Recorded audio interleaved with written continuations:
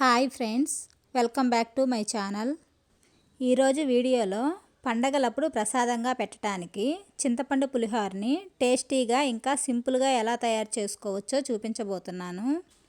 మనం ప్రసాదంగా చేసే ఈ పులిహోరని అచ్చం గుడిలో పెట్టే ప్రసాదం టేస్ట్ ఎలా అయితే ఉంటుందో ఆ టేస్ట్ అనేది వచ్చేలాగా పులిహోరని చిన్న చిన్న టిప్స్తో చాలా సింపుల్గా ఎలా తయారు చేసుకోవాలో చూపిస్తాను. ఈ పులిహోరని తయారు చేసుకోవడానికి ముందుగా రైస్ని ఉడికించుకుందాం. నేనైతే తొందరగా ఉడుకుతుందని కుక్కర్లో ఉడికించుకుంటున్నానండి. లేదంటే నార్మల్ గిన్నెలో అయినా రైస్ని ఉడికించుకోవచ్చు. దీనికోసం ఒక 2 గ్లాసులు రైస్ని తీసుకుంటున్నాను. వెయిట్లో వచ్చేసి 1/2 కిలో రైస్ని తీసుకొని ఈ బియ్యాన్ని శుభ్రంగా 1-2 సార్లు కడుక్కొని మనం తీసుకున్న 2 గ్లాసుల బియ్యానికి 3-3/4 గ్లాసు వాటర్ పోసుకోవాలి. 4 గ్లాసుల వాటర్ అయినా పోసుకోవచ్చండి. కానీ కుక్కర్లో ఉడికిస్తున్నాం కాబట్టి ఒక 1/4 గ్లాసు వాటర్ తక్కువ పోసుకుంటే పులిహోర కోసం రైస్ అనేది పొడిపొడిలాడుతూ ఉంటుంది. రైస్ని ఉడికించుకునేటప్పుడే అందులోకి 1 table spoon oil, 1 table spoon salt వేసుకొని మూత పెట్టి ఈ రైస్ని ఒక అరగంట పాటు నానబెట్టుకోవాలి. ఇలా నానబెట్టుకొని రైస్ ఉడికించుకోవటం వల్ల పులిహోరకి రైస్ అనేది పర్ఫెక్ట్గా రెడీ అవుతుంది. తర్వాత వేరొక గిన్నెలోకి చింతపండును నానబెట్టుకోవాలి. మనం తీసుకున్న 1/2 కేజీ రైస్కి ఒక 2 పెద్ద నిమ్మకాయల సైజ్ అంతా చింతపండుని వేసుకోవాలి. వెయిట్లో వచ్చేసి 80 గ్రాముల వరకు చింతపండుని తీసుకొని కొంచెం వేడి నీళ్ళు పోసుకొని నానబెట్టుకున్నామంటే చింతపండు అనేది త్వరగా నానిపోతుంది. పులిహోర అచ్చంగా గుడిలో పెట్టిన ప్రసాదం లాగా ఉండాలంటే ఈ ఒక్క పొడిని ప్రిపేర్ చేసుకున్నామంటే పులిహోర టేస్ట్ అనేది చాలా బాగుంటుంది. దీనికోసం ఒక 1/2 టేబుల్ స్పూన్ మెంతులు, ఒక 1 టేబుల్ స్పూన్ మిరియాలు, 1 టేబుల్ స్పూన్ పచ్చిశనగపప్పు, 1 టేబుల్ స్పూన్ మినపప్పు వేసుకొని వీటన్నింటినీ కొంచెం ఫ్రై చేసుకోవాలి. ఇందులోనే 1 టేబుల్ స్పూన్ ఆవాలు, ఒక 1/2 టేబుల్ స్పూన్ జీలకర్ర వేసుకొని ఒక 4 ఎండుమిరపకాయలను వేసుకొని వీటన్నింటినీ బాగా ఫ్రై చేసుకొని ఒక ప్లేట్లోకి తీసుకొని చల్లారనివ్వాలండి. ఇలా కనుక మనం పులిహోర కోసం అన్నీ ప్రిపేర్ చేసుకొని పెట్టుకున్నామంటే పులిహోర అనేది చాలా సింపుల్గా చేసుకోవచ్చు.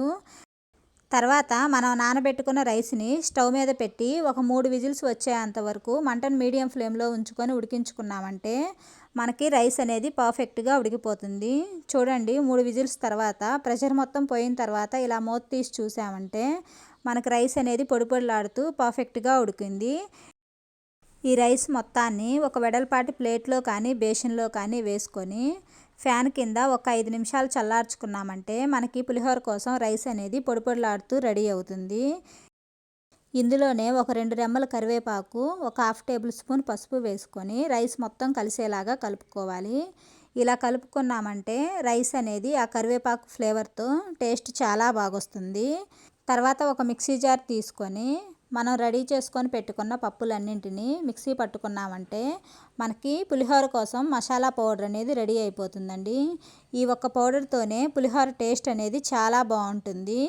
ఈ పౌడర్ వేస్ట్ చేశారంటే అచ్చం గుడిలో పెట్టిన ప్రసాదం లాగే ఉంటుందండి. ఇప్పుడు పులిహోర కోసం పోపును రెడీ చేసుకుందాం. స్టవ్ మీద కడాయి పెట్టుకొని అందులోకి ఒక 3 టేబుల్ స్పూన్స్ పల్లీల ఆయిల్ వేసుకోవాలి. పులిహోరలో కొంచెం ఆయిల్ ఎక్కువ వేసుకుంటేనే టేస్ట్ అనేది బాగుంటుందండి. ఆయిల్ హీట్ అయిన తర్వాత ఒక 1/2 కప్ పల్లీలు, ఒక 2 టేబుల్ స్పూన్లు పచ్చిశనగపప్పు వేసుకొని ఫ్రై చేసుకోవాలి.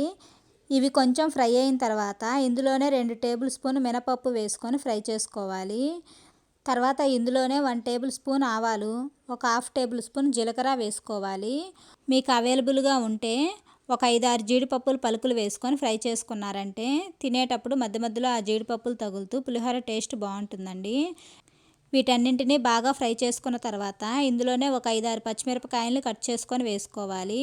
ఒక 4 ఎండుమిరపకాయలు వేసుకొని వీటిని ఫ్రై చేసుకోవాలి. చివరగా ఇందులోకి ఒక 4-5 రెమ్మల కరివేపాకు వేసుకొని ఫ్రై చేసుకోవాలి. పులిహోరలో కొంచెం కరివేపాకు ఎక్కువ వేసుకొని ఫ్రై చేసుకుంటేనే పులిహోర టేస్ట్ అనేది బాగుంటుందండి.